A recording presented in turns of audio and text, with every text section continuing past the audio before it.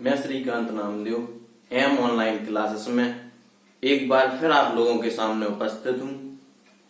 आज का जो टॉपिक होगा बहुत ही महत्वपूर्ण होगा और आपकी प्रतियोगी परीक्षाओं की दृष्टि से बहुत ही महत्वपूर्ण है।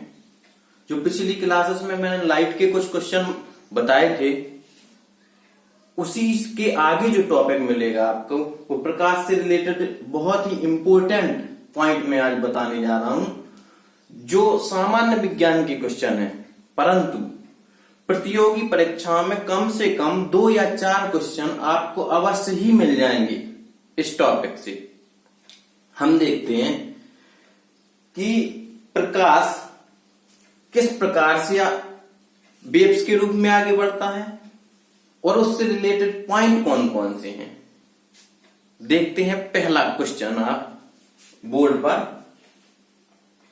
प्रकाश छोटे छोटे कणों से मिलकर बना है। सबसे पहले क्वेश्चन को बहुत अच्छे तरीके से पढ़ लें और समझ लें। इसके बाद जो है उसका आंसर बहुत ही डिटेल से और बहुत ही सिंपल तरीके से मैं बताऊंगा। आपको दोबारा पढ़ने की कहीं भी आवश्यकता नहीं पड़ेगी। हम देखते हैं फर्स्ट क्वेश्चन। प्रकाश छोटे छोटे कणों से मिलकर बना है, जिसे कहते हैं प्रकाश छोटे छोटे पार्टिकल से मिलकर बना होता है, जिसे हम क्या कहते हैं। आप लोगों के समक्ष क्वेश्चन दिए जाएंगे ऑप्शन के रूप में 4। जैसे उसने कह दिया पहला इलेक्ट्रॉन, दूसरा वो कह सकता है प्रोटॉन, तीसरा हो जाएगा न्यूट्रॉन और चौथा उसने दे रखा है फोटोन। अब आपको दिमाग लगाना है उस टाइम पर कि हमारा क्या होना चाहिए, यानी लाइट से रिलेटेड इन 4 ऑप्शन में से कौन सा ऑप्शन सही है। उस टाइम आपको ये दिमाग लगाना है। तो हम देखते हैं कि इलेक्ट्रॉन, प्रोटॉन, न्यूट्रॉन, ये तीनों तो मूल कण हैं, परंतु जो फोटोन है इसका संबंध एनर्जी से, ऊर्जा से है। क्यों? क्योंकि प्रकाश ऊर्जा के छोटे छोटे पैकेटों तथा बंडलों के रूप में आगे प्रोपागेशन करता है, चलता है। तो हमारा आंसर इसमें कौन सा हो जाएगा? प्रकाश छोटे छोटे कणों से मिलकर बना है, जिसे हम क्या कहते हैं? फोटोन कहते हैं। तो हमारा आंसर कौन सा सही होगा? फोटोन। फोटोन को हम जो है एच न्यू से भी प्रदर्शित करते हैं। यहां पे जो एच कहलाएगा ये कहलाता प्लांक कांस्टेंट, प्लांक कांस्टेंट कहते हैं इसको, और जो न्यू होती है फ्रीक्वेंसी होती है। जो न्यू होती है ये क्या होती है? फ्रीक्वेंसी होती है। और एच क्या हो गया? Planck constant. इन दोनों के जो मल्टीप्लाई हो जाता है वो फोटोन कहलाने लगता है। इन तीनों के बारे में भी मैं डिटेल से आपको बताऊंगा। क्या है इलेक्ट्रॉन? क्या है इलेक्ट्रॉन?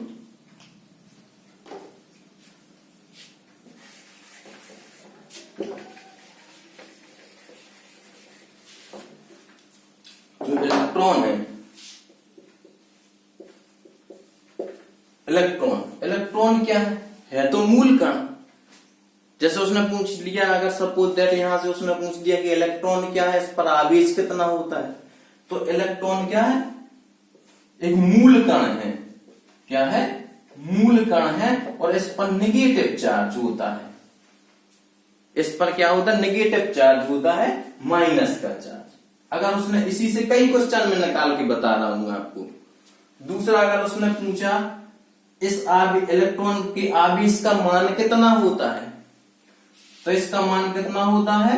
माइनस का 1.6 गुणा 10 की पावर -19 कूलम। यानी इलेक्ट्रॉन पर आवेश कितना होता है? नेगेटिव होता है, लेकिन इसकी वैल्यू कितनी होती है? तो इसकी वैल्यू कितनी होगी? माइनस। सबसे पहले लगाएंगे हम माइनस 1.6 गुणा 10 की पावर -19 कूलम। सपोज दैट उसने ये पूछा इलेक्ट्रॉन से कि इलेक्ट्रॉन पर मास कितना होगा, द्रव्यमान कितना होता है इलेक्ट्रॉन का, इलेक्ट्रॉन का द्रव्यमान, जैसे उसने पूछा इलेक्ट्रॉन का द्रव्यमान, इलेक्ट्रॉन का द्रव्यमान कितना होता है, तो इसका मान होता है कितना 9.1 गुणा 10⁻31 किलोग्राम। इलेक्ट्रॉन का द्रव्यमान कितना होगा 9.1 गुणा 10⁻31 किलोग्राम होगा। तो इससे कितना इलेक्ट्रॉन से कितने क्वेश्चन निकल के आए, 3 तो ये हो गए कि यह एक मूल कण है, इस पर आवेश निगेटिव होता है, इसका द्रव्यमान 9.1 गुणा 10⁻31 होता है, इस आवेश का, इलेक्ट्रॉन के आवेश का मान कितना होता है, तो इलेक्ट्रॉन के आवेश का मान कितना हो जाए -1.6 इंटू 10⁻⁻19 कूलम। अब आप लोग ये बताएं कि इलेक्ट्रॉन की खोज किसने की, इलेक्ट्रॉन की खोजकर्ता कौन थे, देखिए इलेक्ट्रॉन के खोजकर्ता कौन थे, जे टॉमसन। इलेक्ट्रॉन के खोजकर्ता कौन थे, जे टॉमसन। इसका एक ट्रिक के माध्यम से मैं भी आपको जो है सिखाता हूं।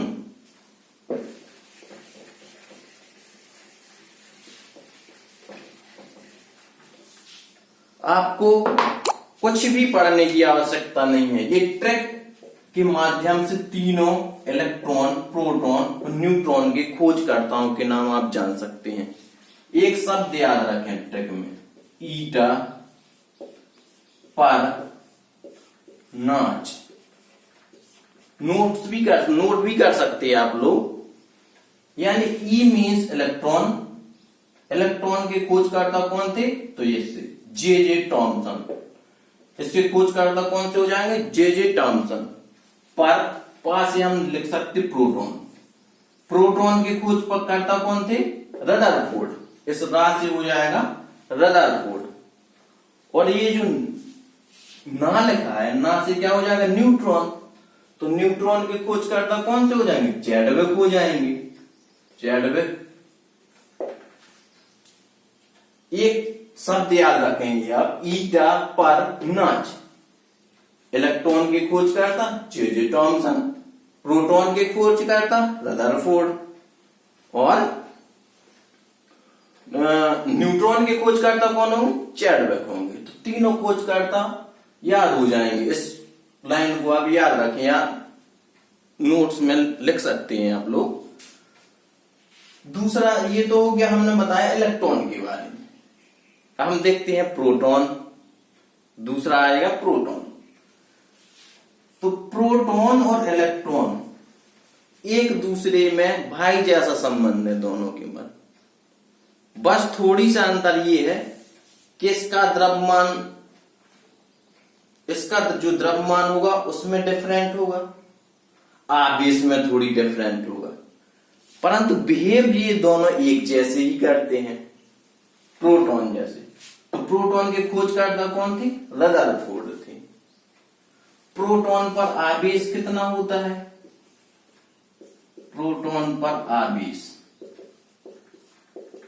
तो न्यूट्रॉन पर कितना होता था, -1.6 गुणा 10⁻⁻19 कूलम होता। इसका भी उतना ही है, 1.6 गुणा 10⁻⁻19 कूलम। लेकिन अंतर इसमें ये होता है कि इस पे जो चार्ज होता है वो प्लस होता है, अंतर इसमें ये है। और इसका जो द्रव्यमान होगा,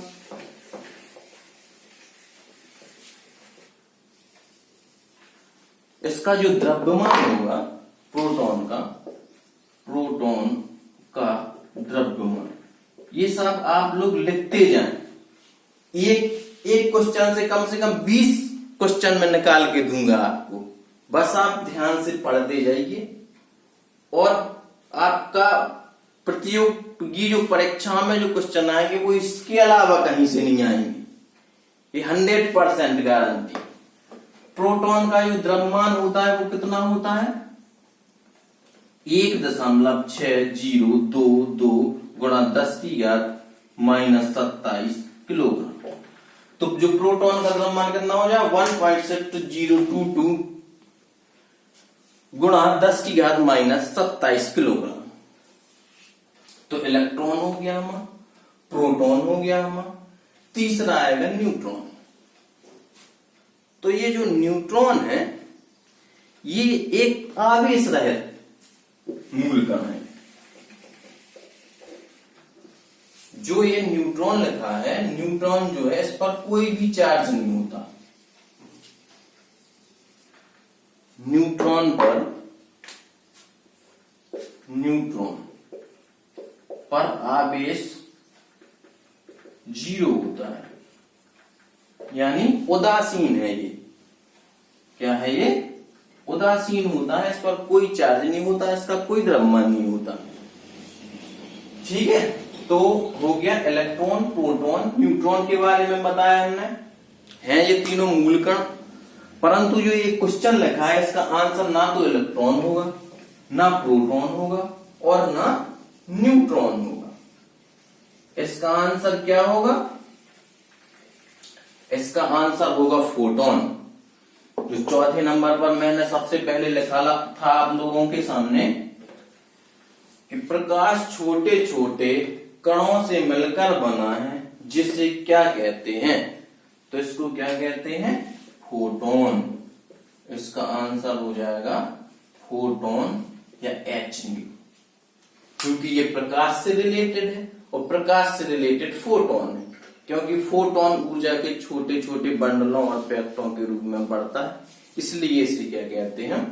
फोटोन कहते हैं। तो इसका आंसर ना इलेक्ट्रॉन होगा, ना प्रोटॉन होगा, ना न्यूट्रॉन होगा, लेकिन इसका आंसर क्या होगा? फोटोन होगा। लेकिन जो ऑप्शन में आएंगे वो यही आएंगे आपके, electron, proton, neutron, positron, neutrino या और भी, और उसमें आपका आंसर जो एक विकल्प होगा वो जो है फोटोन होगा। तो आपको फोटोन में टिक करेंगे और इसका आंसर हो जाएगा क्या? फोटोन। तो ये पहला आपका क्वेश्चन होगा। तो इस पहले क्वेश्चन से बहुत सारे क्वेश्चनों के आंसर मैंने बताए जो आपकी एग्जाम की दृष्टि से बहुत महत्वपूर्ण है। प्रतियोगी परीक्षाओं के तौर पर और सामान्य विज्ञान की भाषा में हम आपसे ये क्वेश्चन बनने ही चाहिए।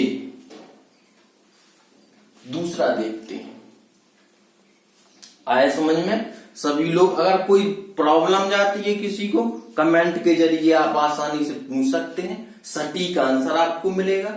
कहीं भी यदि कोई प्रॉब्लम जाती है निसंकोच आप लोग पूछ सकते हैं। दूसरा देखते हैं। दूसरा दिन लिखा है क्वेश्चन, प्रकाश तरंग किस प्रकार की तरंग है? प्रकाश तरंग किस प्रकार की तरंग है? तो जो प्रकाश तरंग होती, प्रकाश तरंग किस प्रकार की तरंग है? आंसर होगा इसका अनुप्रस्थ तरंग। प्रकाश किस प्रकार की तरंग है? तो कैसी है? अनुप्रस्थ तरंग है ये। इंग्लिश में इसको ट्रांसवर्स भी लिख सकते हैं, ट्रांसवर्स वेव्स। अनुप्रस्थ तरंगें कहते हैं। प्रकाश तरंगें किस प्रकार की तरंगें होती हैं? अनुप्रस्थ तरंगें। अब आप लोग अनुप्रस्थ तरंगें क्या होती हैं बता सकते कोई? देखिए, अनुप्रस्थ तरंगें बताइए क्या होती हैं? तो अनुप्रस्थ तरंगें होती प्रकाश तरंगें, लेकिन अनुप्रस्थ तरंग की डेफिनेशन बता सकता कोई? देखिए, अनुप्रस्थ तरंगें तरंगों के चलने की दिशा के, जो अनुप्रस्थ तरंगें चलती हैं तो इसके जो पार्टिकल होते हैं, जो कण होते हैं, वो लंबवत चलती हैं अनुप्रस्थ तरंगें। कैसे? ये तरंगें अनुप्रस्थ तरंगें होती हैं, यानी तरंगे के चलने की दिशा की कैसी होती हैं? लंबवत होती हैं। ये तरंगें कैसी होती हैं? लंबवत होती हैं। ये इनका शून्य, यहां से लेके इन तरंगों का और यहां तक प्रोपागेशन करना, यानी संचरण,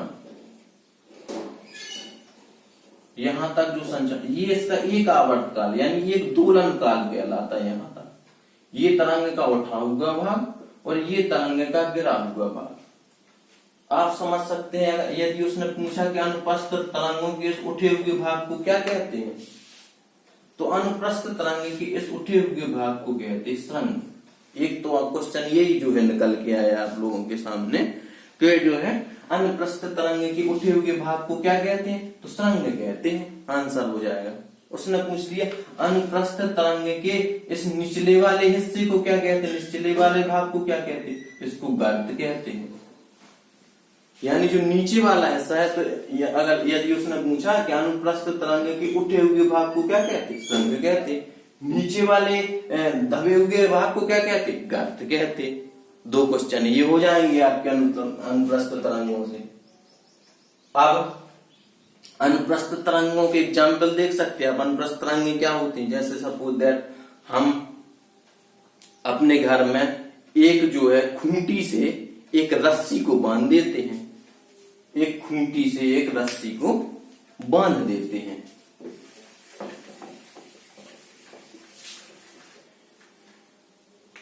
एक जो है खूंटे से रस्सी को बांध देते हैं और उसको हिलाते हैं,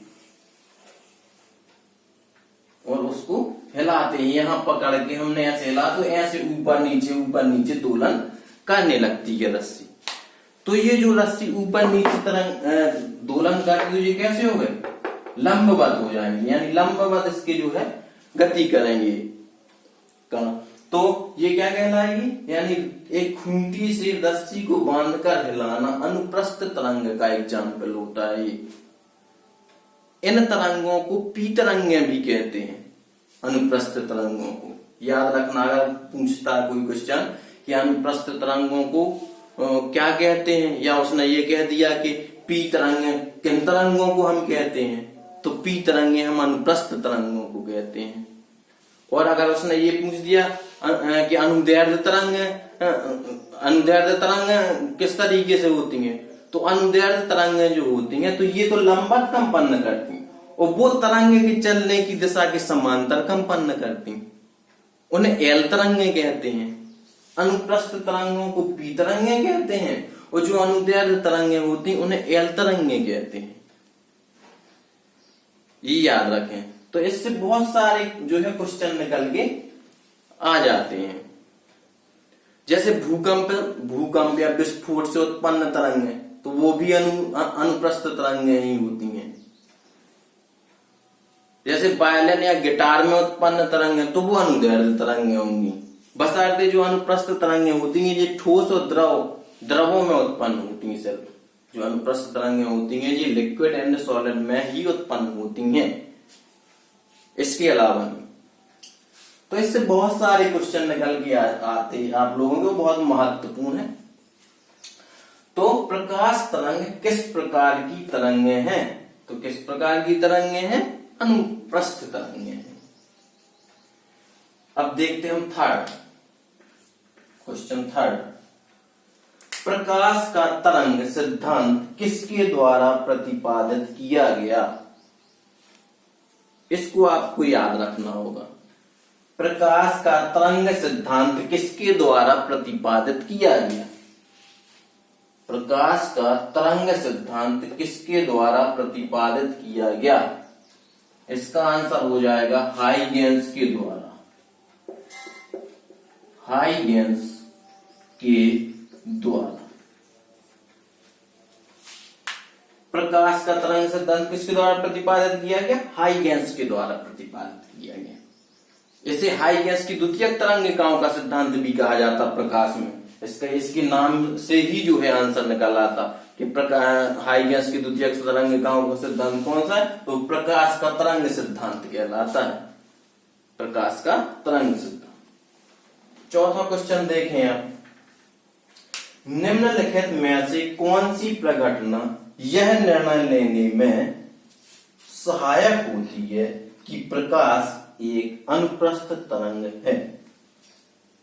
निम्नलिखित में से क्वेश्चन अच्छे से समझा करिए पहले, और आंसर ढूंढने में अपन को बहुत सी आसानी हो जाती है यदि हमने पढ़ रखा है एक बार तो।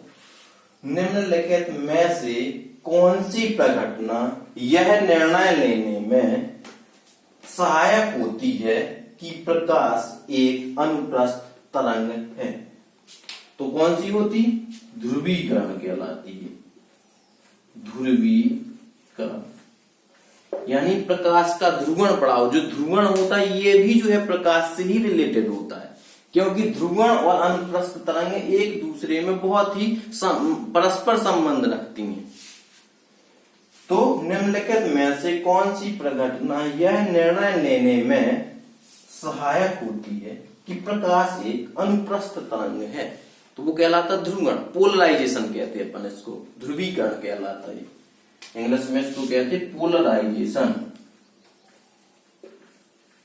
पोलराइजेशन ध्रुवण, क्योंकि जो ध्रुव होता है, ध्रुव का अर्थ होता है निश्चित, ध्रुव का जो अर्थ होता है निश्चित होता है, यानी एक निश्चित डायरेक्शन में प्रोपगेशन करती है, चलती है ये तरंग, इसलिए इन्हें क्या कहते हैं? ध्रुवीकरण कहते हैं। अगला क्वेश्चन है आपका, प्रकाश के विद्युत चुंबकीय स्वरूप की खोज किसने की? प्रकाश के विद्युत चुंबकीय स्वरूप की खोज किसने की? तो इसका आंसर हो जाएगा मैक्सवेल। इसका आंसर हो जाएगा मैक्सवेल।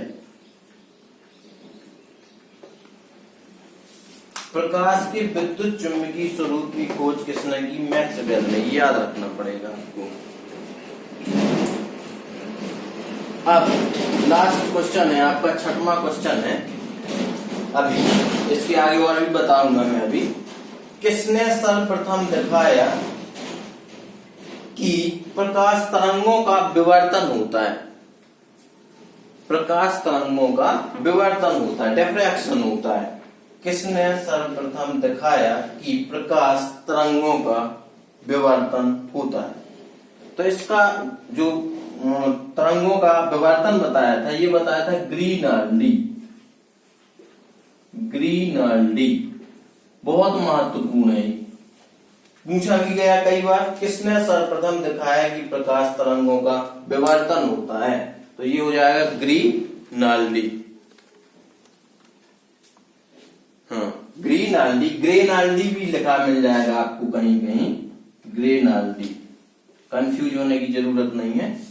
किसने सर्वप्रथम दिखाया कि प्रकाश तरंगों का विवर्तन होता है? तो ग्रेनर्डी ने बताया था। आप लोगों को यदि यह वीडियो पसंद आ रहा हो तो आप हमारे एम ऑनलाइन क्लासेस को सब्सक्राइब करें, लाइक करें, शेयर करें और बेल आइकन को दबाएं। चलते हैं अगले क्वेश्चन की ओर। अगला है, प्रकाश विद्युत प्रभाव का प्रतिपादन किसने किया? क्वेश्चन पूछा जा सकता है आपका, प्रकाश विद्युत प्रभाव का प्रतिपादन किसने किया? याद रखना पड़ेगा आपको, आइंस्टीन। आइंस्टीन आंसर हो जाएगा आइंस्टीन। प्रकाश विद्युत प्रभाव का प्रतिपादन किसने किया? तो इसका आंसर हो जाएगा आइंस्टीन। याद रखना पड़ेगा इस क्वेश्चन को। अगला क्वेश्चन है, निम्नलिखित में से कौन सी घटना प्रकाश और ध्वनि में घटित नहीं होती है? निम्नलिखित में से कौन सी घटना लाइट एंड साउंड में घटित नहीं होती है? आंसर होगा इसका ध्रुवण। आंसर होगा इसका ध्रुवण, पोलराइजेशन कहते हैं इसको, पोलराइजेशन। एक बार और देख सकते, प्रकाश विद्युत प्रभाव का प्रतिपादन किसने किया? आइंस्टीन ने किया। निम्नलिखित में से कौन सी घटना प्रकाश और ध्वनि में घटित नहीं होती है? तो कौन सी नहीं होती? ध्रुवण नहीं होती, पोलराइजेशन कहते हैं इसको। अगला क्वेश्चन है तो आपका, किसी अवरोध की ओर, अवरोध मीन्स होता है रुकावट। क्वेश्चन को पहले अच्छे तरीके से समझ लिया करें। किसी अवरोध की ओर या किनारे से प्रकाश का मुड़ना कहलाता है। क्या कहलाता है? कहलाएगा क्या? विवर्तन। विवर्तन, या इसको कहते हैं इंग्लिश में डिफ्रैक्शन। डिफ्रैक्शन। किसी अवरोध की ओर किनारे से प्रकाश का मुड़ना कहलाता है विवर्तन। क्या कहलाता? विवर्तन। देखो इसको बहुत आसानी से मैं समझा रहा हूं, विवर्तन क्या कहलाता है। जैसे आपके दरवाजे में कोई छिद्र है, जो प्रकाश की किरण आएगी तो उस छिद्र में पड़ेगी और फिर निकलेगी बाहर। तो जब वो छिद्र से निकलेगी तो थोड़ी मुड़ जाएगी, वो जो प्रकाश होगा वो थोड़ी सा मुड़ जाएगा। या आप ये इससे भी देख सकते हैं, जैसे गेट है, गेट में जो एक छिद्र होता है या जिसे कहते हैं अपन सांस होती है, और जब उसमें प्रकाश पड़ता है तो वो थोड़ी जब निकलेगा बाहर तो वो मुड़ जाएगा, अपने मार्ग से वो कैसा हो जा हट जाता है।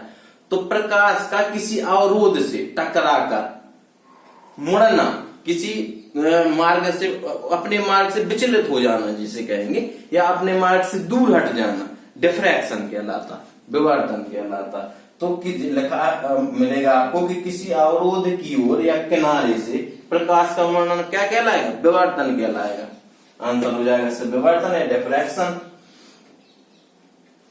अगला है, लास्ट क्वेश्चन है। 10 क्वेश्चन बताए, 10 से मैंने बहुत सारे क्वेश्चन निकाल के बताए, लगभग 40-45 क्वेश्चन हो जाएंगे। हैं 10 लेकिन उससे निकाल के बहुत सारे बताए। आप ध्यान से सुनिएगा, आपको बहुत ही मदद मिलेगी और प्रतियोगी परीक्षाओं में आपको जरूरी सफलता मिलेगी। बहुत ही सामान्य ज्ञान की बहुत ही मेहनत से क्वेश्चन निकाल के आपको बताए जा रहे हैं, आपको बहुत जल्दी सक्सेस हो जाएंगे, सिर्फ देखते रहिए। निम्नलिखित